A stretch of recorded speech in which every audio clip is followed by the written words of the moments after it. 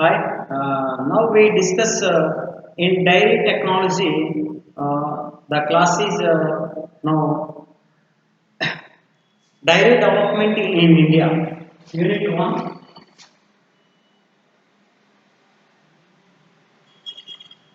Unit 1.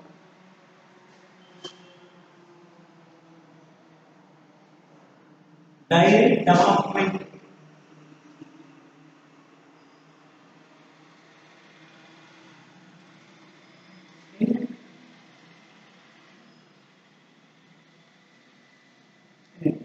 భారతదేశంలో dairy development పాడి పాడి పరిశ్రమ అభివృద్ధి ఏ విధంగా ఉంది అనేది తెలుసుకుందాం. ఓకేనా? డైరీ డెవలప్మెంట్ ఇన్ ఇండియా, భారతదేశంలో పాడి పరిశ్రమ యొక్క అభివృద్ధి ఏ విధంగా ఉంది. సో మనం ఇండియాలో కనుక పాడి పరిశ్రమ కనుక చూస్తే ఎంటైర్ వరల్డ్, ప్రపంచంలో మన భారతదేశం 17%, ఓకేనా, 17% డైరీ ప్రొడక్ట్స్ అనేది సప్లై చేస్తుంది. ఓకేనా? సో అత్యధికంగా ప్రపంచంలో సప్లై చేసేది ఎవరంటే న్యూజిలాండ్ ఉంటే, ఆస్ట్రేలియా ఉంటే, దాని తర్వాత అమెరికా. ఓకేనా? సో మనం ఇక్కడ వరల్డ్లో మిల్క్ సప్లైలో మనం సెకండ్ పొజిషన్లో ఉన్నాం. అలాగే ప్రపంచంలోనే పాడికి సంబంధించిన జీవాలు అంటే ఆవులు, గేదెలు ఇలాంటివి కలిగి ఉండడంలో మనం ఫస్ట్ ప్లేస్లో. ఓకేనా?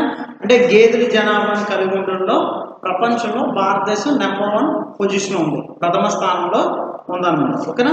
సో ఇక్కడ మనం ఈ పాడి పశువుల్ని, మేకల్ని, గేదెల్ని పెంచే దాంట్లో మనం ప్రపంచంలో 2వ స్థానంలో ఉన్నాం. అలాగే బాతులు మరియు కోళ్ళని పెంచే విభాగంలో 5వ స్థానంలో ఉన్నాం. అలాగే ఒంటిల్ని పెంచే విధానంలో మనం 10వ స్థానంలో ఉన్నాం. ఈ విధంగా ప్రపంచంలో కనుక చూసుకుంటే అత్యధికంగా పాడి పరిశ్రమ దాని ప్రొడక్ట్స్ ఇచ్చే దాంట్లో మనం సెకండ్ పొజిషన్లో ఉండడం జరిగింది. భారతదేశం నుంచి దీని యొక్క ఎంత పర్సంటేజ్ దీని యొక్క ప్రొడక్టివిటీ సప్లై అనేది చేస్తుంది అంటే ప్రపంచానికి 17% టోటల్లో మనం సప్లై చేయడం జరుగుతుంది అన్నమాట. అలాగే భారతదేశం కనుక చూసుకుంటే మనకి గ్రామీణ స్థాయి అంటే గ్రామీణ స్థాయి నుంచి 14%, ఓకేనా, దేశ ఆదాయానికి గ్రామీణ స్థాయి నుంచే పశు పోషణ ద్వారా. అలాగే 16% కుటీర పరిశ్రమ అంటే ఇండస్ట్రీ, డైరీ ఇండస్ట్రీ నుంచి ఏమో 16%. అలాగే గ్రామీణ అంటే వెండర్స్, లోకల్ వెండర్స్ అంటే జనరల్గా ఎవరింట్లో వాళ్ళు గేదెలు పెంచుకుంటారో అట్లా ఎటువంటి గుర్తింపు లేకుండా పెంచేవాళ్ళు 14% ఏమో గ్రామీణ నుంచి, 16% ఏమో వచ్చేసి ఇండస్ట్రీ నుంచి. భారతదేశ ఆదాయంలో 14 + 16 అంటే ఎంతండి? 30% ఆదాయం ఓన్లీ మనకి దేని నుంచి వస్తుందండి? పరిశ్రమ, ఓన్లీ పాడి పరిశ్రమ నుంచి రావడం జరుగుతుంది తప్ప. ఈ విధంగా భారతదేశం కనుక చూసుకుంటే భారతదేశంలో పాడి పరిశ్రమ అనేది చాలా ఎక్కువగా ఉంది. ఇది ఎంతో మందికి ఉపాధిని కలిగిస్తుంది అనమాట. ఓకేనా? ఇది ఎంతో మందికి ఉపాధిని కలిగిస్తుంది. అలాగే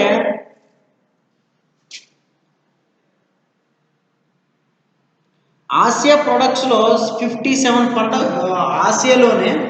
ఆసియా మొత్తంలో మనం 57% ఈ డైరీ ప్రొడక్ట్స్ని ప్రొడ్యూస్ చేయడం జరుగుతుంది అనమాట. ఓకేనా?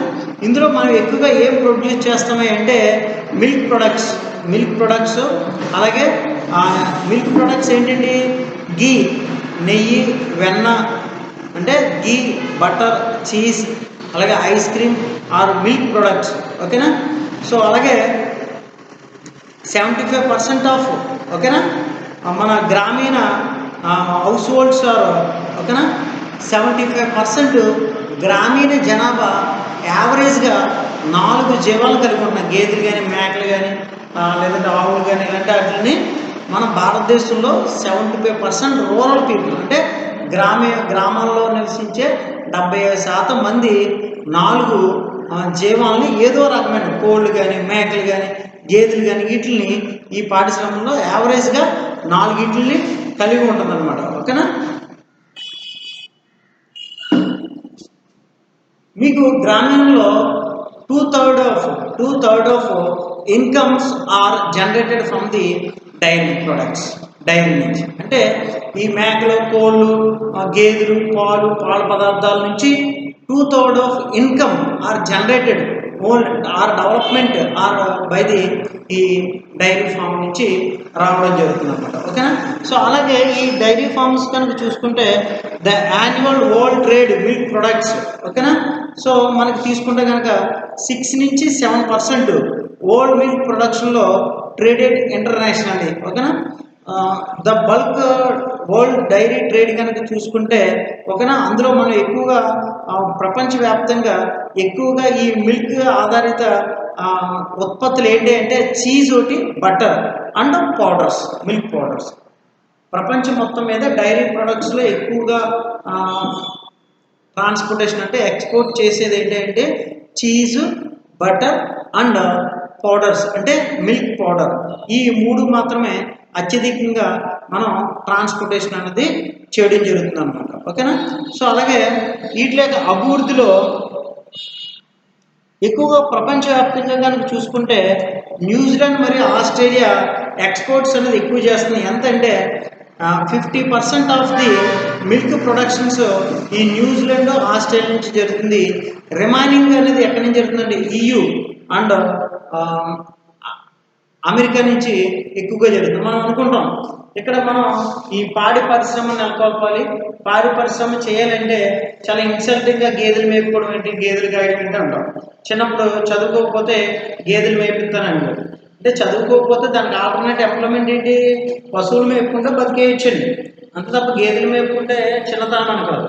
సో అలాగే ఇక్కడ మనం ఇండియా కనుక చూసుకుంటే మనకి పాడి పరిశ్రమ ఎక్కువగా చేస్తున్నాం కాబట్టి ఇది చాలా కొద్ది కష్టం. అంటే కష్టం అంటే ఏంటి, శారీరక శ్రమ ఎక్కువ కాబట్టి చిన్నప్పుడు మనకి ఇక్కడ ఉద్యోగ అవకాశాలు తక్కువగా ఉన్నాయి కాబట్టి అందరూ ఏంటంటే ఉద్యోగం చేయాలి, మా కుర్రోడు హ్యాపీగా ఉండాలి, రూమ్లో ఉండాలి, ఫ్యాన్ కింద ఉండాలి, ఏసీ కింద ఉండాలి, ఎండలో ఉండకూడదు, గేదెలు, బర్రెలు, పేడ, పిసికి ఇలాంటివి ఉండకూడదు అని కోరుకుని చదువుకోకపోతే గేదెల దగ్గర పంపిస్తానండి.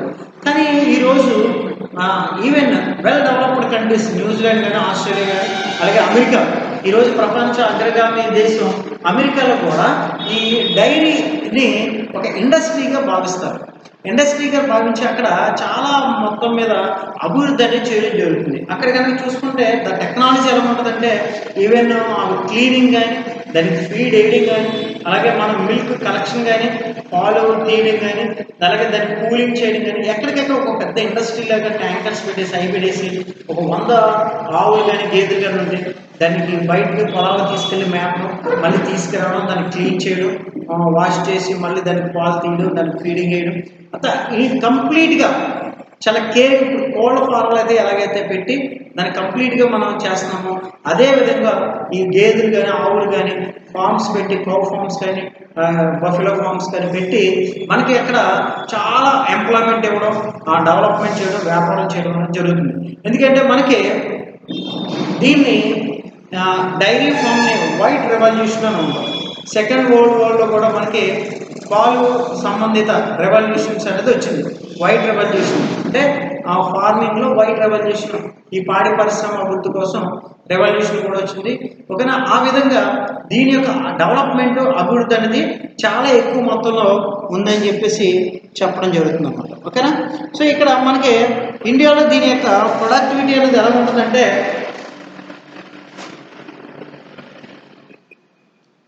మనం యాన్యువల్గా ఎంత డెవలప్ చేస్తామంటే మీకు అకార్డింగ్ టు 2012-13 ప్రకారం 132.4 మిలియన్ టన్స్ పాలు అనేది ప్రొడక్ట్ చేయడం జరుగుతుంది.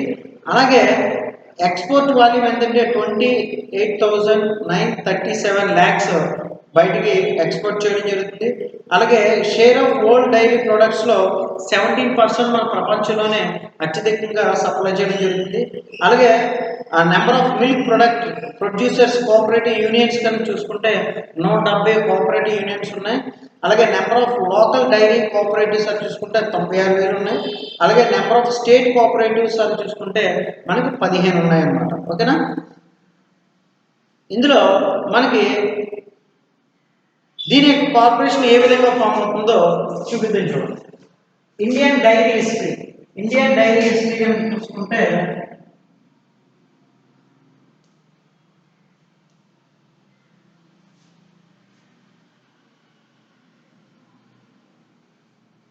ఇండియన్ డైరీ హిస్టరీలో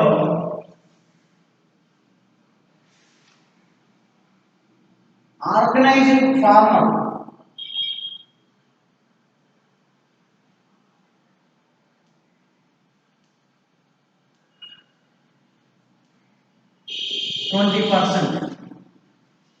అనార్గనైజ్డ్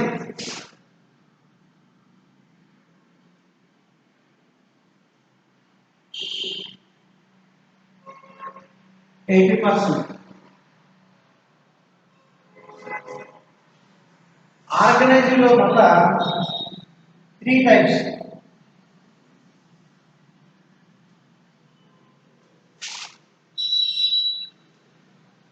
ప్రైవేట్ డైరీస్,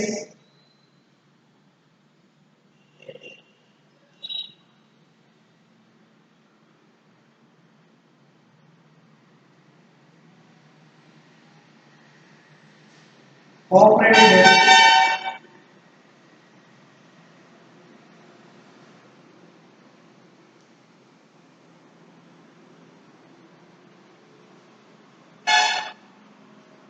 గవర్నమెంట్.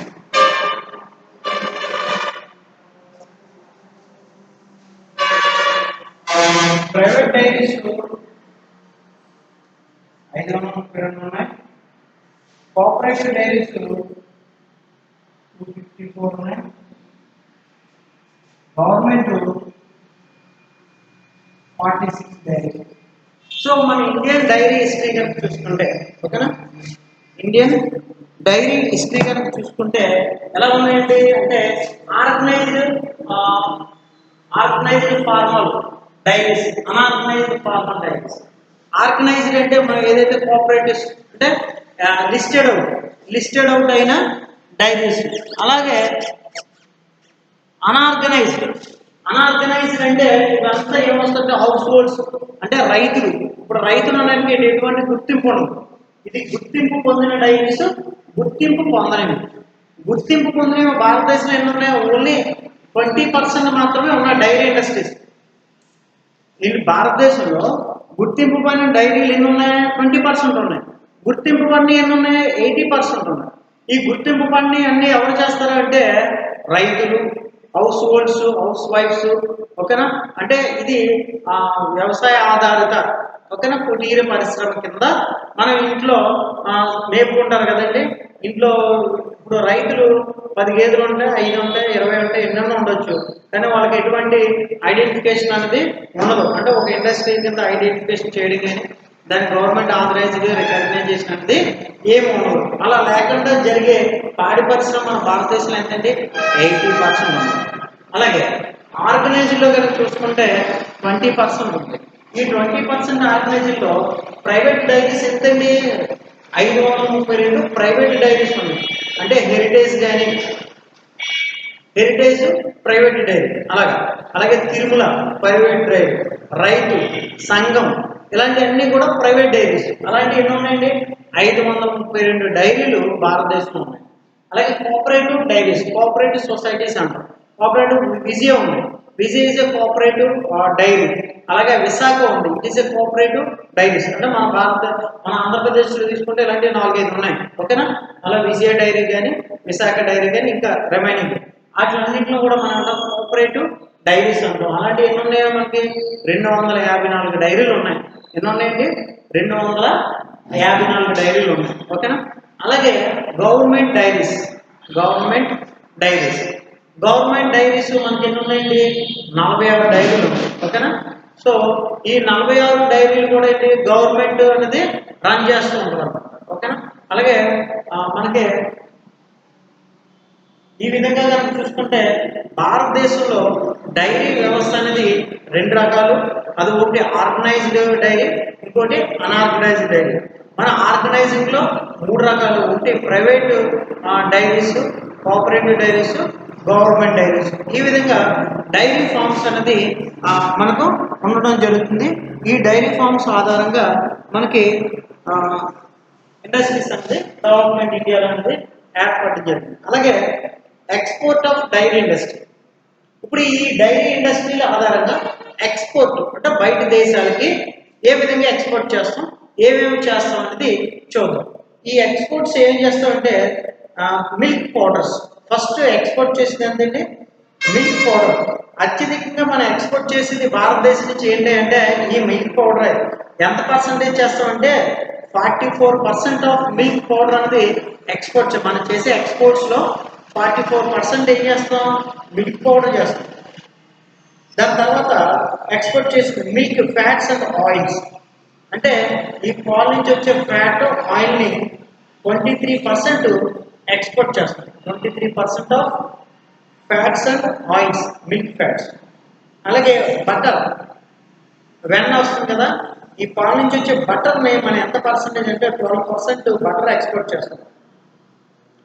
అలాగే ఓల్ మిల్క్ పౌడర్స్ని మనకి 8% సప్లై చేస్తాం. అలాగే చీజ్ కానీ ఫెర్మెంటెడ్ ప్రొడక్ట్స్, ఓకేనా, చీజ్ అలాగే ఫెర్మెంటెడ్ ప్రొడక్ట్స్ మనం ఎంత సప్లై చేస్తామంటే 3% సప్లై చేస్తాం. అలాగే ప్రాసెస్డ్ చీజ్ 3% చేస్తాం. అలాగే కాన్సన్ట్రేటెడ్ ఆర్ నాన్ కాన్సన్ట్రేటెడ్ స్వీటెండ్, ఓకేనా, వాటిని 2% చేస్తున్నాం. అలాగే అదర్ డైరీ ప్రొడక్ట్స్, ఇంకా ఇతర ఏ విధమైన డైరీ బిస్కెట్లు, చాక్లెట్లు ఇలాంటివి కానీ చూసుకుంటే అవన్నీ కూడా ఎంతండి 5% చేయడం జరుగుతుంది. సో కాబట్టి భారతదేశం నుంచి మనం వరల్డ్ వైడ్ ఎక్స్పోర్ట్ చేసే దాంట్లో అత్యధికంగా మనం ఎక్స్పోర్ట్ చేసేది ఏంటంటే మిల్క్ పౌడర్స్, తర్వాత ఏంటంటే మిల్క్ ఫ్యాట్స్ అండ్ ఆయిల్స్, దాని తర్వాత బటర్. ప్రాథమికంగా ఇవి మనం ఎక్స్పోర్ట్ చేయడం జరుగుతుంది అన్నమాట. ఓకేనా. ఇంటర్నేషనల్గా మనం చూసుకుంటే ప్రపంచవ్యాప్తంగా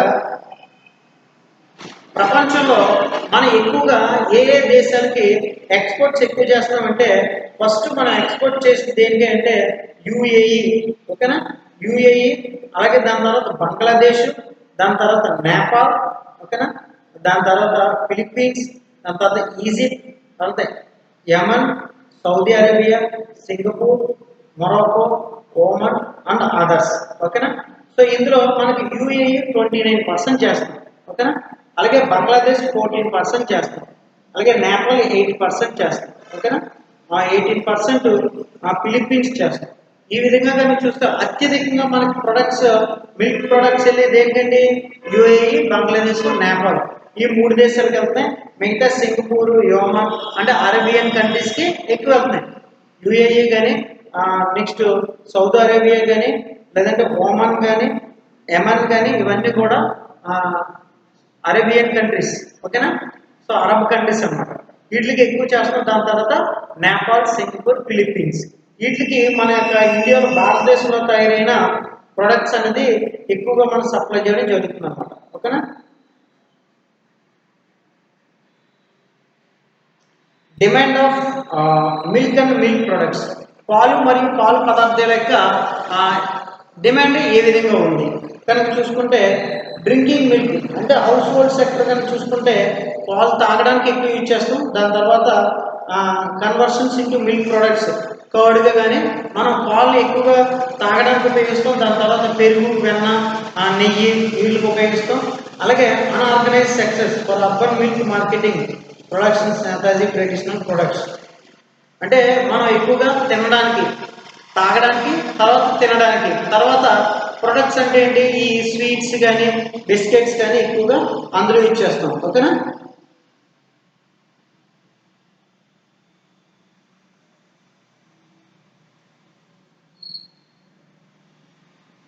మనకి ఇందులో కనుక చూసుకుంటే 70 మిలియన్ రూరల్ హౌస్ హోల్డ్స్, అంటే మన భారతదేశంలో 70 మిలియన్, అంటే ప్రపంచంలో 70 million rural house holds engaged in milk production, అంటే డైరీ ఫార్మ్ చేసే వాళ్ళు 70 మిలియన్ పీపుల్స్ ఉన్నారు.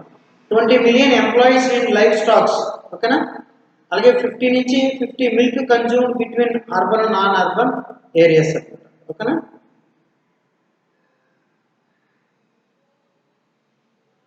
ఈ మిల్క్ ఏ విధంగా మన కన్జంప్షన్ అనేది జరుగుతుంది, మనం పాలు అనేది ఏ విధంగా యూజ్ చేస్తామంటే ఫస్ట్ లిక్విడ్ మిల్క్ కింద 50% అంటే తాగడానికి వాడతాం. టీలు, కాఫీలు, అలాగే పాలు, హార్లిక్స్ ఇలా తాగడానికి 15% యూజ్ చేస్తాం.